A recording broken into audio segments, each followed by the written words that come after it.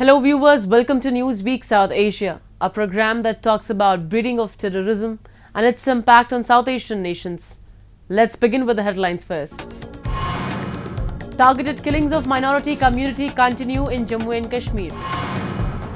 Afghanistan humanitarian crisis continues. And Pakistan on the verge of collapse as IMF reluctant to provide bailout.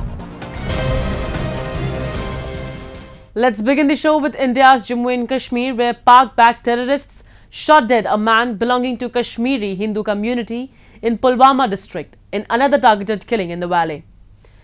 Terrorists killed a 40-year-old Kashmiri Hindu identified as Sanjay Sharma, working as an armed guard at a bank in his village in the Achan area in South Kashmir district. He was immediately rushed to a hospital, but he succumbed to his injuries. A report.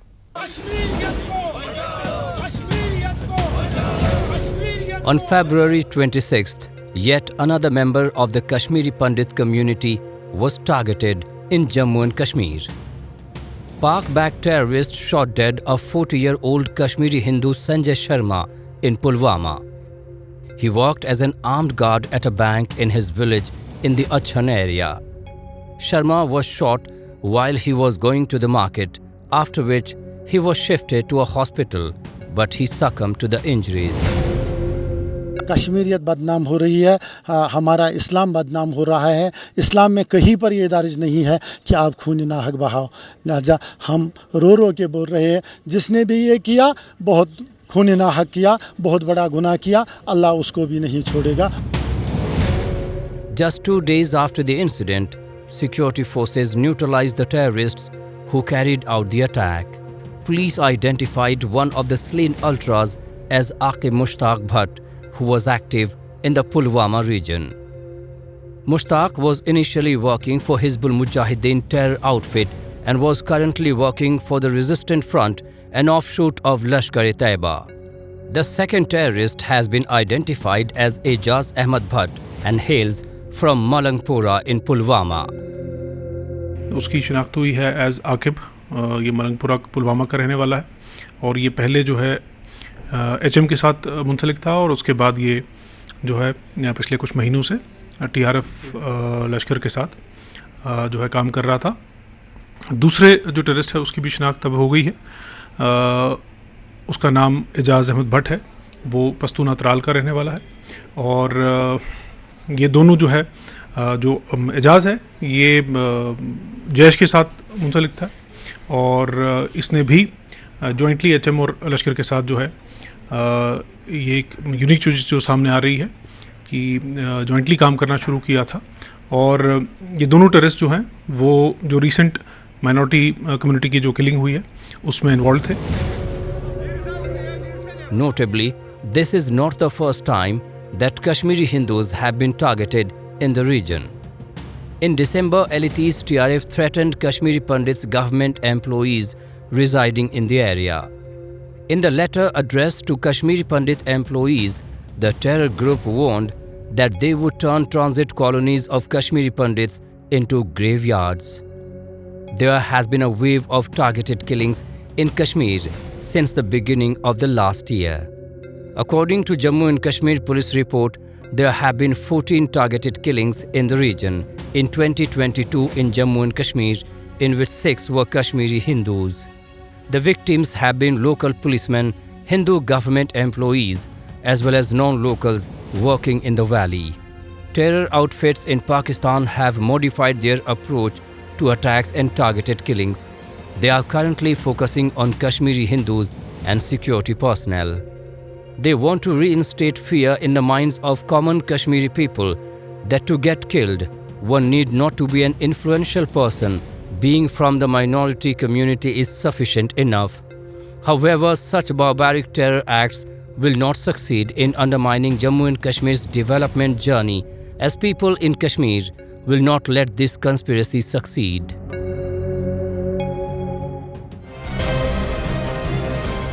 Deadly attacks, abject poverty, unprecedented inflation, and shrinking forex reserves. The list of problems in Pakistan rages on and on.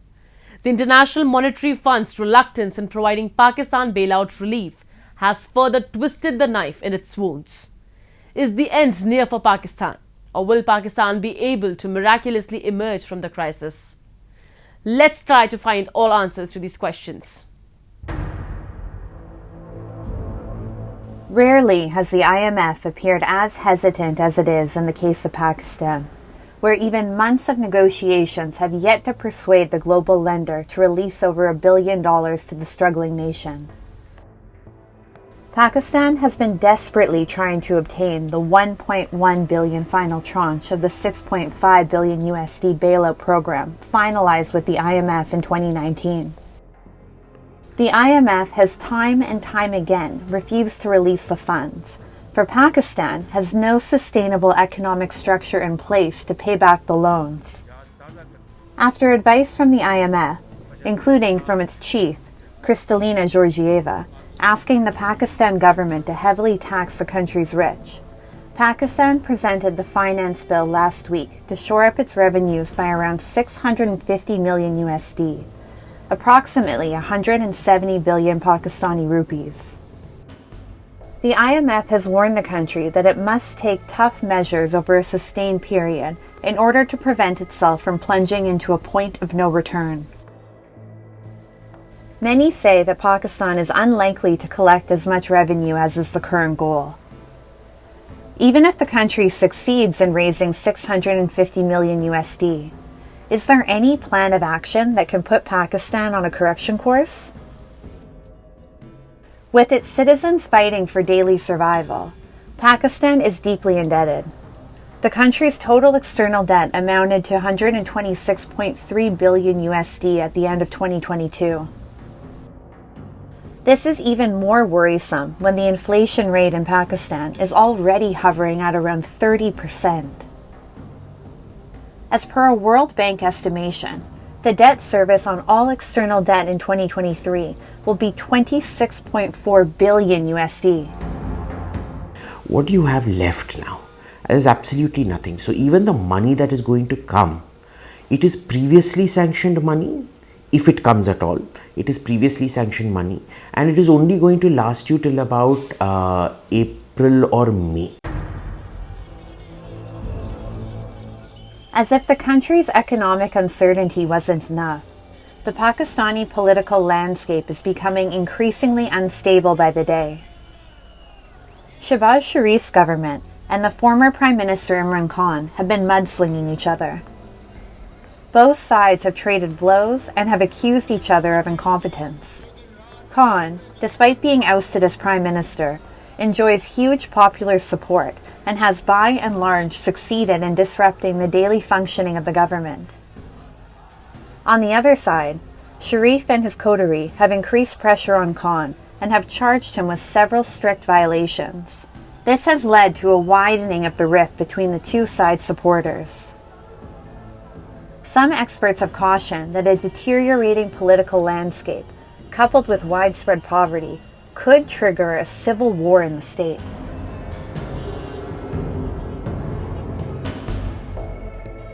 Pakistan, remember, is a highly militarized society. It is an extremely violent society. I mean, you see even at the best of times how violent they are. You have mobs that go around burning people for blasphemy. You have terrorist attacks all over the place. The crumbling political and economic foundations of Pakistan have paved the way for terrorism in the country to rear its ugly head. The series of events has particularly emboldened the TTP, the Tehreek-e-Taliban Pakistan. Rival factions in Islamabad have blamed each other for the TTP's resurgence. The TTP has not only wreaked havoc across Pakistan, targeting both civilians and security forces alike, but has also staked a claim on forming government. As per various news reports, the TTP has already announced a parallel full-fledged cabinet. The TTP poses an imminent threat as Pakistan, already severely economically weakened, is in no position to wage war against terrorism in the country. With multiple crises plaguing Pakistan's common people, one can only hope that relief will come from any front possible.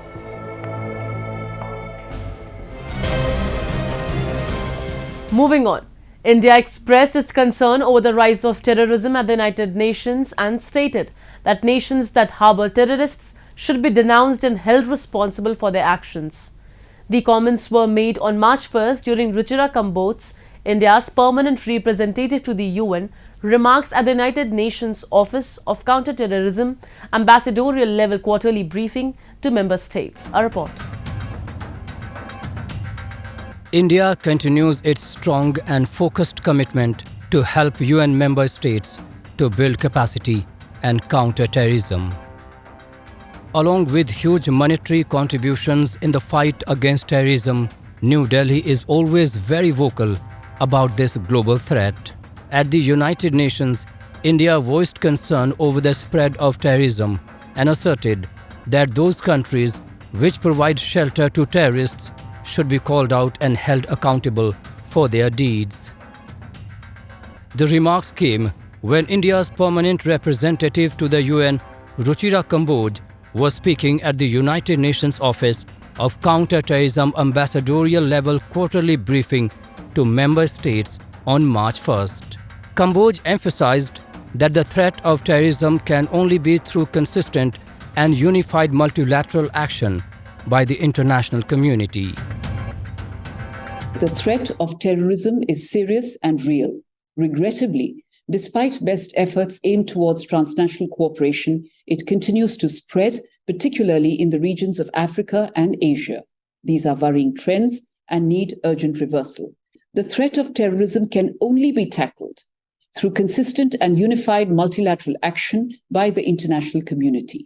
Those states which lack capacities to tackle the threat of terrorism should be assisted, while those which provide shelter to terrorists should be called out and held accountable for their deeds.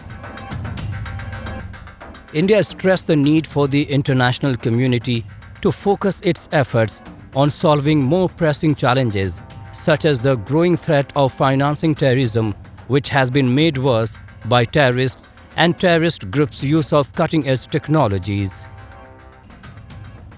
India has hosted the third No Money for Terror conference in November 2022 and has offered to host the permanent secretariat for the conference in Delhi as one of the concrete outcomes of that event. In October 2022, India hosted the special meeting of Counter-Terrorism Committee, which had adopted the Delhi Declaration on countering the use of new and emerging technologies. Also, New Delhi has given the UN Office of Counter-Terrorism more than $2 million in recent years to support its global initiatives to stop the financing of terrorism and stop terrorists from traveling. We should exert our energy on addressing more serious issues, such as the growing threat of terror financing, which has been further exacerbated by the use of new and emerging technologies by terrorists and terrorist groups. New Delhi has been engaging with everybody around the world in order to curb the menace of terrorism. It has urged everybody to be on the same page when it comes to combating a common enemy. Recently, India's Prime Minister Narendra Modi and Italy's PM Giorgia Meloni held wide-ranging talks in New Delhi during her visit to India. In their talks, India resolved to fight against terrorism and separatism in all their forms and manifestations, as PM Modi strongly pitched for strengthening international partnership and concerted action in addressing the menace of terrorism.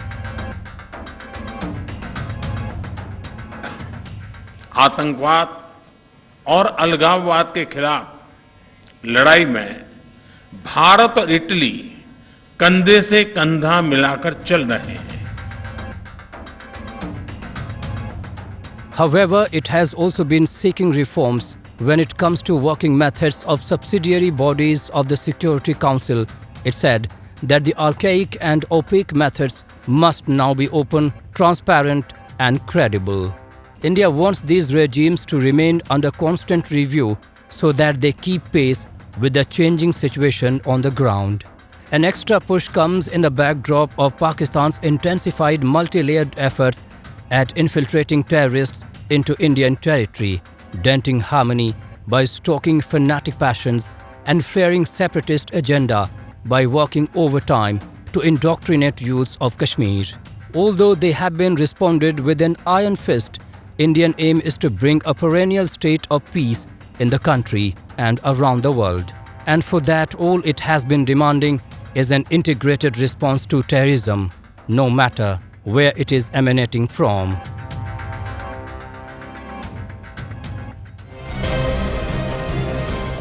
As Afghanistan walks to the second day of the Taliban rule and the world powers and global media move onto the other sides, what is the future of the political state, the Emirate in Afghanistan? The Taliban maintain that they have learned from their mistakes of their earlier tenure in the 1990s. But are they able to create any state of apparatus of governance? Take a look. Afghanistan remains the world's largest humanitarian crisis in 2023. Economic downturn continues to fuel the crisis in Afghanistan, and there have been no encouraging developments towards getting girls back into classrooms. Long gone are the days when the US administration embraced women's rights and empowerment of women as a justification for its war on the Taliban. Long gone are the days when it was announced that the preconditions for US negotiations with the Taliban included the Taliban's renunciation of Al-Qaeda and their commitment to uphold the Afghan constitution and protect women's rights. More than a year after the EU has spent a mere $400 million on humanitarian aid for Afghanistan, despite the US spending $300 million a day for 20 years during the war, we've got to a place where now women are even banned from public parks. What an absolute unmitigated disaster. Ignoring Afghanistan is not a solution. And yes, we should open our borders and take on refugees. Daily, I'm met with desperate pleas of people. But how many are we going to take? 1 million? 2? Then what are we going to do with the millions who are left behind? I'm assuming that nobody here is mad enough to think of invading again. If that's the case, we have to deal with reality. The most basic human right is the right to life. We have to start allowing the economy to function, linking improvements to that. Anything else is condemning Afghan women not just to exclusion but to death. We have to stop standing idly by. Violence in Afghanistan dipped after the Taliban seized power in August 2021. But in the past year, security has worsened with a spate of mass casualty attacks claimed by ISIS regional chapter. The Islamic State Khorasan militants have intensified their attack, targeting foreign embassies, diplomatic missions, hotels, and educational institutions over the past months, which resulted in the death and injury of scores of innocent people. Taliban forces killed a top ISIS commander, Qari Fateh, who allegedly planned attacks against diplomatic missions in Afghanistan's capital. According to Taliban officials, Fateh directly masterminded recent operations in Kabul, including against diplomatic missions, mosques, and other targets. Amidst the increasing attacks, Islamic Emirate, however, claims to ensure security in the region. سایی که الحمدلله در کابینه شد و کمیسیونای خاص به الحمدلله تعیین شده ای است. در این مورد در آخرین پیامی که کمیسیونا داشتن، ارگانهای امنیتی ما الحمدلله داشتن، شما خودتان دیدین که مخفیگاهایی که بود الحمدلله تقریبا از بین برده شد. The humanitarian and economic crisis, which has already caused immeasurable harm to millions, has not abated and is predicted to worsen partly due to the interruption of international development assistance and the freezing of Afghan assets abroad. The abolition of independent oversight mechanisms and the institutions that protect human rights, especially the Afghanistan Independent Human Rights Commission, leaving Afghans with no avenue for redress. The administration of justice has been compromised, with the applicable law unclear and judges and other judicial officials replaced, especially affecting women. Press freedom has been suppressed with access to information curtailed. Journalists, human rights defenders, and civil rights activists have either left the country or quit their activities altogether and gone into hiding. Many educators, academics, and artists have been forced to do the same. In the absence of an inclusive and representative government, the prospects for long-lasting peace, reconciliation, and stability will remain minimal.